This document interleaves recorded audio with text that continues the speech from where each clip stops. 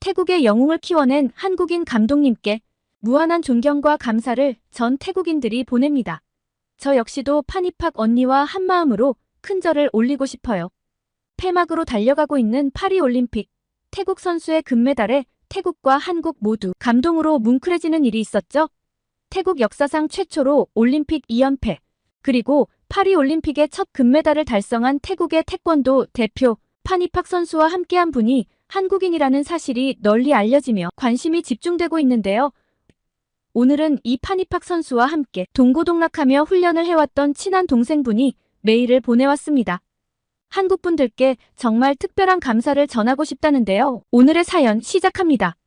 안녕하세요. 저는 태국의 방콕에서 태권도 도장을 운영하고 있는 수파차이입니다. 저와 함께 훈련을 하며 태국의 최초를 써내려가고 있는 파니팍 언니가 이번 파리올림픽에서 금메달을 따서 정말 기쁜데요. 파니팍 언니의 최초에는 최영석 감독님의 헌신과 희생이 있었기에 가능했다고 생각해서 이렇게 태국인들을 대신해서 한국분들께 감사의 인사를 전해보려고 합니다. 파니팍 언니만큼은 아니지만 태권도 덕분에 제 인생이 정말 많이 바뀌었기 때문에 제게 있어서 한국은 정말 특별한 나라거든요. 저와 파니팍 언니는 어릴 때부터 같은 태권도장에서 함께 운동했어요. 언니는 저보다 2살 많았지만 함께 땀을 흘리며 훈련하고 거의 모든 일과를 같이 했기 때문에 친한 언니 동생이자 좋은 훈련 파트너이자 또 친구 같은 그런 사이였습니다. 재능은 좀 달랐지만요. 저는 사실 재능을 아주 타고나진 못했어요. 노력파였습니다. 반면에 파니팍 언니는 어릴 때부터 남다른 재능과 열정을 보였습니다. 게다가 성실했죠. 매일 아침 일찍 일어나 훈련을 시작했고 밤늦게까지 연습했어요. 저는 타고난 재능에 성실함까지 갖춘 언니를 보며 항상 존경스러운 마음을 품었던 것 같아요. 방콕에 거주하시는 한국분들이 아이들을 저희 태권도장에 보내시면서 태국인인 제가 대체 어떻게 태권도를 시작했는지 또 어떻게 이렇게 태국에 태권도장이 많은지 많이들 궁금해하시던데요. 태권도는 분명 좀 생소한 운동이 맞았어요. 최영석 감독님이 태국팀을 맡기 전까지는요. 최 감독님이 태국 대표팀을 맡으시면서 상황이 바뀌기 시작했습니다. 감독님은 우리나라에 태권도의 진정한 정신과 기술을 전파하셨어요. 그리고 감독님의 지도 아래 태국 태권도는 빠르게 성장했고 국제대회에서 좋은 성적을 거두기 시작했습니다. 이때부터 태국에서 태권도가 보편화되기 시작했어요. 2004년 올림픽 동메달, 2008년 올림픽 은메달, 그리고 2010년 아시안게임 금메달까지 놀라운 성적이 연일 보도되며 태국 전역에 태권도가 퍼지는 속도가 어마어마했습니다. 특히 예의범절을 잘 배울 수 있는 운동이라는 점에서 태국의 상류층 아이들이 많이 시작했죠. 그리고 최근까지 사그러들지 않는 태권도 열기의 중심에 파니팍 언니가 있었습니다. 물론 국가대표의 길은 결코 쉽지 않았어요. 저는 국가대표가 아니기에 옆에서 지켜보기만 했지만 안쓰러운 느낌이 들 때가 한두 번이 아니었죠. 언니는 매일 8시간 이상 고강도 훈련을 받았어요. 체중 감량도 정말 힘들어했습니다. 언니가 살이 찌는 타입은 아닌데 키가 워낙 큰 탓에 49kg급을 뛰기 위해 체중 관리도 쉬운 일이 아니었어요. 하지만 최 감독님이 계셨기에 모든 걸 견뎌낼 수 있었던 것 같습니다. 처음에는 외국인 감독이라 의사소통도 힘들고 적응하기 어려웠던 것이 사실인데요. 하지만 감독님은 열정적으로 태국어를 배우셨고 우리 문화도 이해하려고 노력하셨죠. 그 모습이 참 감동적이었습니다. 물론 좀 무섭기도 했어요. 타이거 최라는 별명은 우리가 지어드렸는데 잘 어울리지 않나요? 훈련할 때 호랑이처럼 무서우셔서 그렇게 지어드렸지만 저희는 다 알고 있었어요. 혼을 내는 건 역시 그만큼 우리를 사랑하시고 열정이 있기에 혼을 내시는 것이라는 걸요. 또 저희가 힘들어할 때면 항상 할 수 있다고 격려해 주시고 따뜻한 이야기를 해주셨어요. 특히 감독님은 기본기를 중요하게 여기셨어요. 아무리 힘들어도 기본 동작을 틀리면 처음부터 다시 해야 했죠. 언니는 그런 감독님의 지도 방식을 100% 신뢰했어요. 감독님이 시키시는 대로만 하면 우리가 성장할 수 있어. 라고 늘 말했죠. 이런 것들을 잘 모르는 누군가는 저희의 훈련 현장을 보고 애들을 왜 저렇게 자냐며 혀를 차기도 했습니다. 감독님의 훈련은 정말 혹독했으니까요. 저희는 하루에 8시간 이상 고강도 훈련을 받았고 사실 처음에는 너무 힘들어서 울기도 했어요. 매일 아침 5시에 일어나 30분 달리기로 시작해서 3시간 동안 기본기 훈련을 하고 매일 발차기 1000개는 기본이었습니다. 점심 식사 후에는 체력 훈련과 스파링이 기다리고 있죠. 저녁까지 쉬는 시간 없이 계속되는 훈련까지 쉴 틈이 없었어요. 하지만 시간이 지나면서 그 훈련이 우리를 얼마나 강하게 만들었는지 깨달았습니다. 특히 파니팍 언니는 그 훈련을 정말 잘 따라갔어요. 그리고 이런 체력은 저희의 든든한 자산이 되었습니다. 또 감독님은 기술만 가르치신 게 아니에요. 태권도의 정신, 예의, 인내, 끈기 같은 가치들도 함께 가르치셨죠.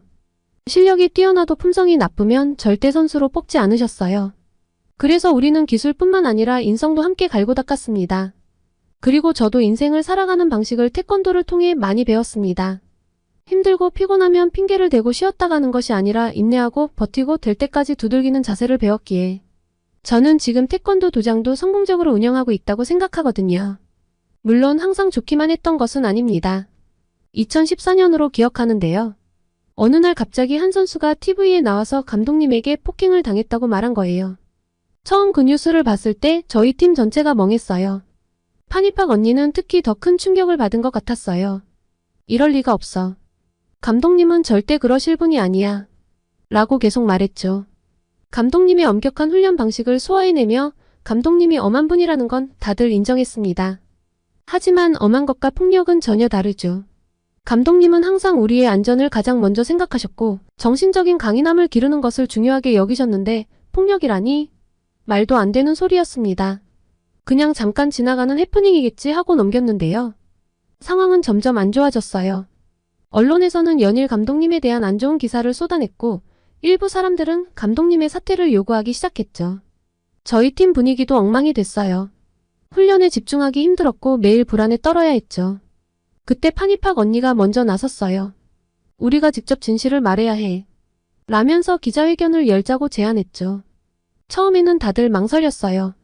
혹시 역효과가 나지 않을까 걱정됐거든요. 하지만 언니의 단호한 태도에 우리도 용기를 냈어요. 기자회견장에서 언니는 떨리는 목소리로 말했어요.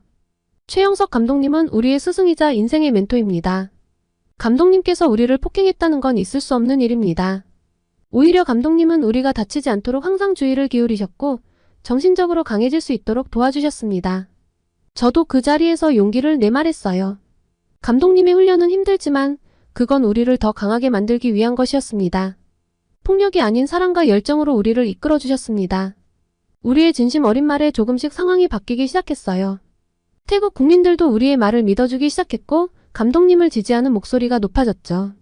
그러던 중 결정적인 증거가 나왔어요. 당시 폭행을 주장했던 선수의 거짓말이 밝혀진 거죠. 알고 보니 이전 감독님이 최영석 감독님을 음해하기 위해 꾸민 일이었대요. 그 사실이 밝혀지자 모든 상황이 180도 바뀌었어요. 태국 국민들은 감독님께 미안해하며 더 큰 지지를 보내주셨습니다. TV에서는 감독님의 업적과 우리 팀의 성과를 재조명하는 프로그램들이 방영됐고 많은 사람들이 감동을 받았죠. 이 일을 겪으면서 우리 팀은 더 단단해졌어요. 위기를 함께 극복하면서 서로에 대한 신뢰가 더 깊어졌거든요. 파니팍 언니는 그때 감독님께 우리가 감독님을 지키지 못해 죄송합니다. 앞으로 더 열심히 해서 감독님의 명예를 회복시켜드리겠습니다. 라고 말했어요. 감독님도 이 일을 계기로 더 따뜻해지셨어요. 여전히 엄격하셨지만 우리를 대하는 태도에서 더 큰 애정을 느낄 수 있었죠.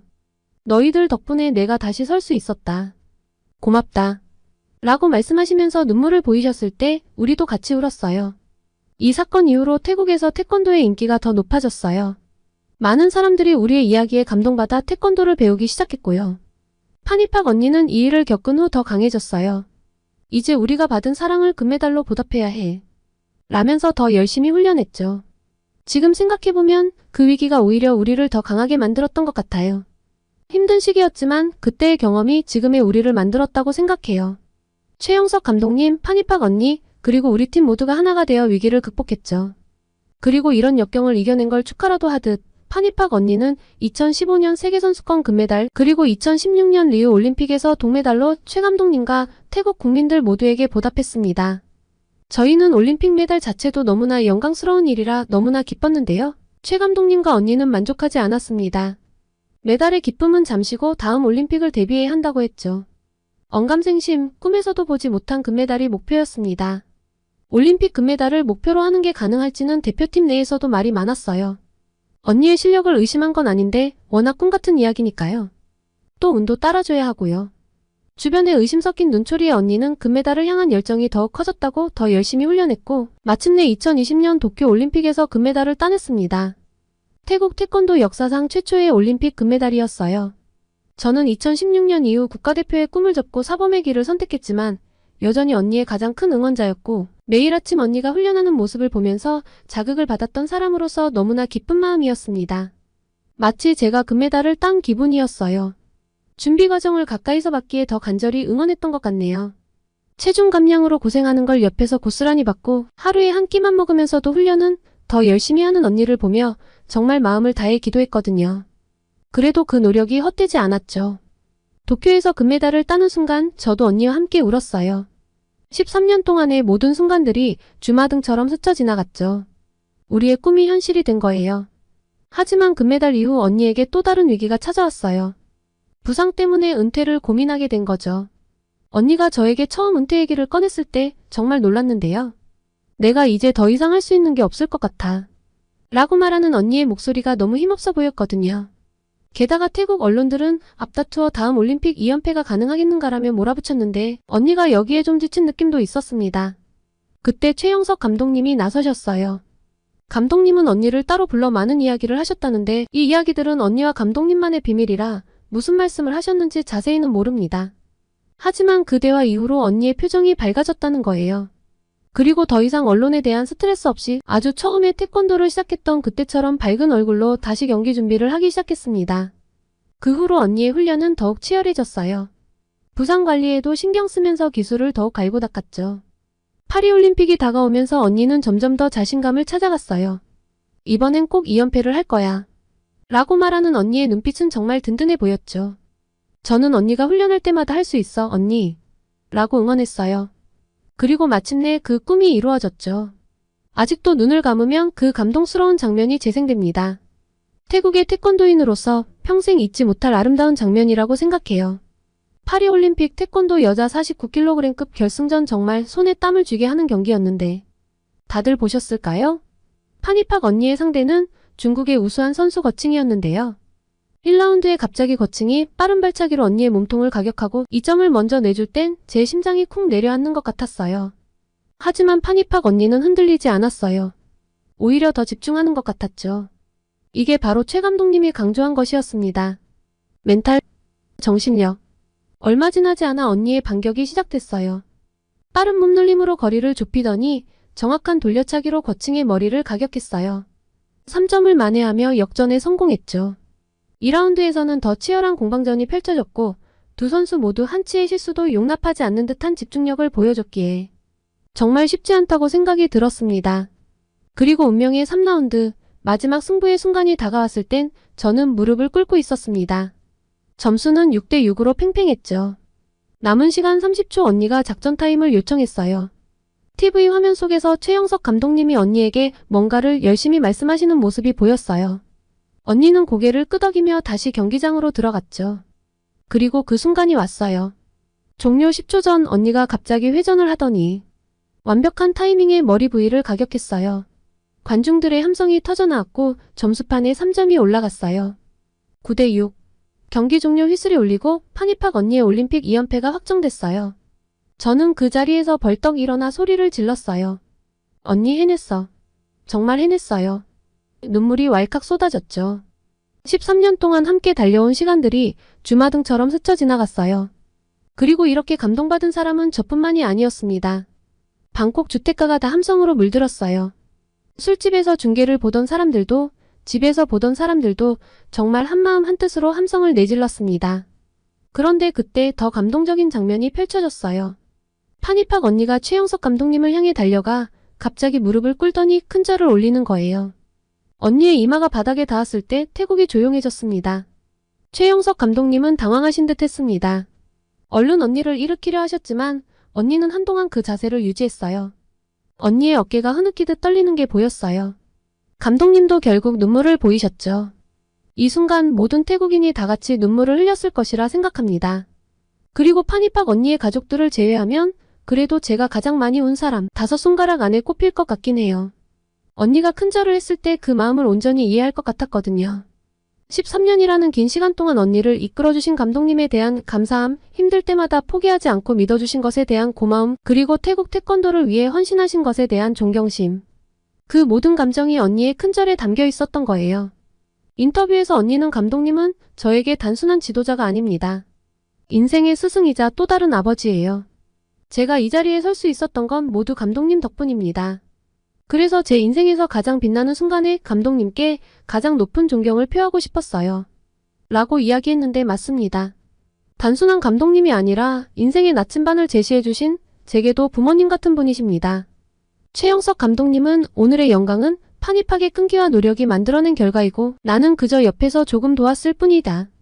라며 겸손하게 말씀하셨지만 정말 모든 걸 쏟아부은 분이란 걸 알기에 저는 감독님의 겸손함 그리고 판입학 언니를 주인공으로 내세워주고 싶은 감독님의 배려심에 큰 감동을 받았습니다. 그런데 저만 감동받은 게 아닌 것 같아요. 태국에서는 이 장면을 본 많은 사람들이 SNS에 감동의 글을 올렸어요. 판입학이 보여준 감사와 존경의 마음에 우리도 배워야 한다. 이것이 진정한 스승과 제자의 관계다라는 글들이 넘쳐났죠.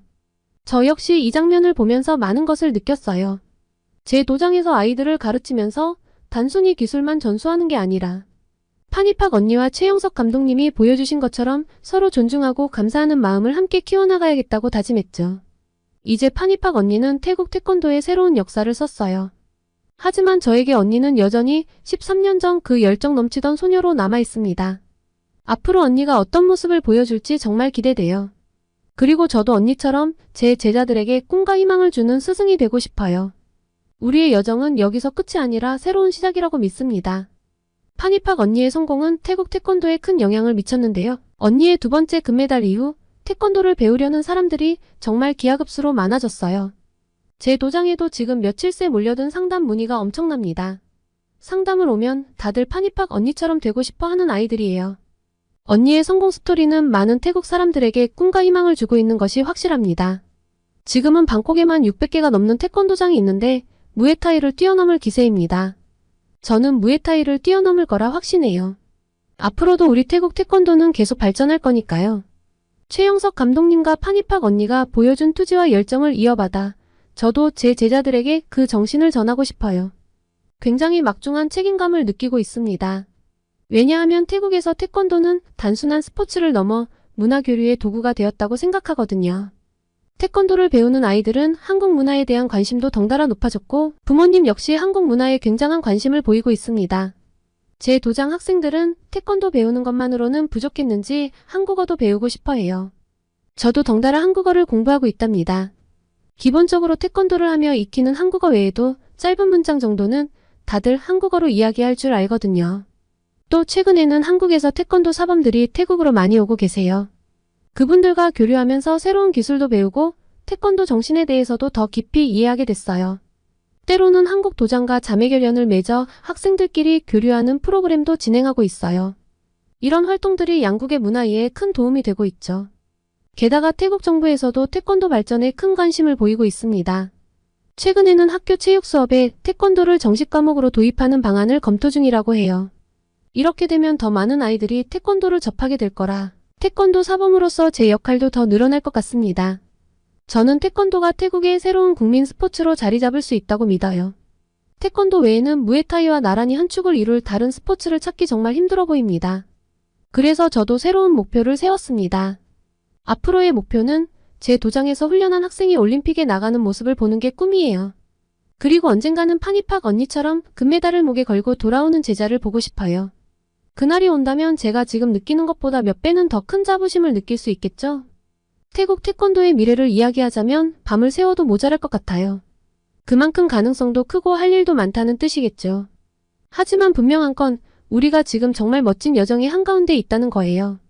최영석 감독님, 판입학 언니, 그리고 태권도를 사랑하는 모든 태국 사람들과 함께 이 여정을 계속해 나갈 수 있어 정말 행복합니다. 태권도는 이제 태국과 한국을 잇는 강력한 다리가 되었어요. 이 다리를 통해 두 나라의 우정이 더욱 돈독해지고 서로의 문화를 이해하는 폭도 넓어질 거예요. 저는 이 아름다운 변화의 한가운데서 태권도를 가르치고 있다는 사실이 자랑스럽습니다. 앞으로도 이 길을 계속 걸어가며 태국 태권도의 밝은 미래를 만들어가는데 제 힘을 보태고 싶습니다. 태국의 영웅을 만들어준 한국이라는 나라에 무한한 사랑과 존경을 보냅니다. 모두 태국의 태권도를 응원 많이 해주세요. 이렇게 세계 각국에서 한국과 한국인의 위상이 드높아지는 최근 우리가 이렇게 명실상부한 선진국으로 자리 잡는데 가장 큰 희생을 한 분들이 있습니다. 너무나도 감사한 이분들께 아직까지 우리가 감사의 표현을 온전히 전달하지 못한 곳들이 많다는 것을 알고 계시나요? 최근 참혹한 90대 할아버지의 집이라며 퍼진 글이 국내에 큰 파장을 일으키고 있습니다. 깨진 유리창, 무너질 듯한 천장, 얼룩진 벽지와 씻을 수조차 없는 화장실. 그야말로 충격적인 이 공간에서 수십 년을 거주해 온 90대 노인이 있다 전해진 것입니다. 충격적이게도 그는 70여 년 전 발발된 한국전쟁에 직접 자원에 참전했던 김영길 참전용사였는데요. 하지만 정전 후 뼈저린 가난 속에 살아야 했던 노인은 자신이 쉴 공간조차 없는 이곳에서 평생을 고통받아야 했습니다. 또한 현재 피부암이란 병까지 앓고 있으며 무더운 여름 씻기가 힘든 화장실로 인해 보일러실에서 물을 받아 세수를 하고 한 달에 2번 오는 목욕차만 기다리고 있습니다. 그야말로 참혹한 상황에 놓인 것이죠. 그런데 정전 후 71년이 된 지금 처음으로 그에게 기적이란 것이 찾아옵니다. 참전 용사의 소식을 전해들은 한 국내 기업이 망설임 없이 지원을 결정한 것인데요. 피부암을 앓고 있는 참전 용사에게 가장 시급한 화장실 수리를 우선적 지원하기로 결정하며 곧바로 공사에 들어갔고 씻기조차 힘들었던 화장실은 현재 평범한 화장실의 모습을 갖추었습니다. 참전 용사의 수십 년간 간절했던 소망이 이제 이뤄진 것입니다. 참전 용사는 현재 이 상황을 보며 기쁨을 감추지 못했고 자신을 잊지 않고 찾아와준 한국인들의 몇 번이고 감사를 표했는데요. 인프레쉬, 이곳은 현재 김영길 참전용사를 시작으로 국내 생활고를 겪는 참전용사들을 위해 전자제품, 주거 개선 등 아낌없는 지원을 하고 있음이 밝혀졌습니다. 이곳은 작년 부산에서 논란이 된 생활고로 8만 원어치의 식료품 절도를 저지른 참전용사를 위해 서울에서 부산까지 달려가 지원한 주인공이기도 했는데요. 뿐만 아니라 1천만 원 상당의 식사 상품권 제공, 10,000km가 떨어진 에티오피아를 비롯해 필리핀, 태국에 가 의료, 물품, 금전 지원 등 그야말로 세계를 돌아다니며 지원하고 있습니다. 이에 수많은 외신들이 앞다투어 인프레쉬의 소식을 보도하고 있는데요. 한국의 정체성을 보여주는 기업. 한국은 우리를 잊지 않았다. 기적의 한국인들. 국가를 대신해 나선 이 기업의 행보에 세계는 열광했고 인프레쉬는 한국인이기 때문에 라는 답 한마디를 남겼죠. 인프레쉬가 이 같은 말을 한 이유가 있습니다. 실제 여러 평범한 사람들이 한국인이라는 이유로 이 기업의 행보에 동참하고 있기 때문인데요. 인프레쉬는 후원 창구를 열어달라는 많은 요청에 최근 후원 티셔츠와 볼캡을 출시했습니다. 지금의 한국이 있기까지 많은 희생과 헌신이 있었다. 라는 문구를 새긴 티셔츠와 함께 그들의 노고를 잊지 말고 기억하자는 메시지를 담고 있습니다. 인프레쉬는 일상 속 역사를 기억하였으면 하는 마음으로 편안히 착용할 수 있는 아이템과 디자인으로 제작하였는데요. 또한 해당 상품의 수익금 일부가 참전 용사분들께 후원되고 구매한 모든 한국인들의 이름으로 전달된다고 합니다. 인프레쉬는 365일이 국경일인 듯 지금도 이 같은 소식을 알리며 후원하고 있습니다. 저 역시 참전 용사님의 소식을 듣고 너무도 안타깝고 마음이 아팠는데요. 국가를 위해 헌신한 모든 영웅분들의 상황이 좋아지시길 간절히 바라며 많은 분들의 관심과 응원 부탁드립니다. 상품의 구매처는 고정 댓글에 남기겠습니다. 아직도 우리의 손길이 미치지 못한 영웅분들이 많은 만큼 이번 협업을 맞이하여 보다 많은 분들께서 동참을 해주셨으면 하는 바람입니다. 앞으로도 감동저장소 채널을 통해 참전 용사분들을 도울 수 있는 일이 있다면 적극적으로 함께하겠습니다. 이상 감동저장소였습니다.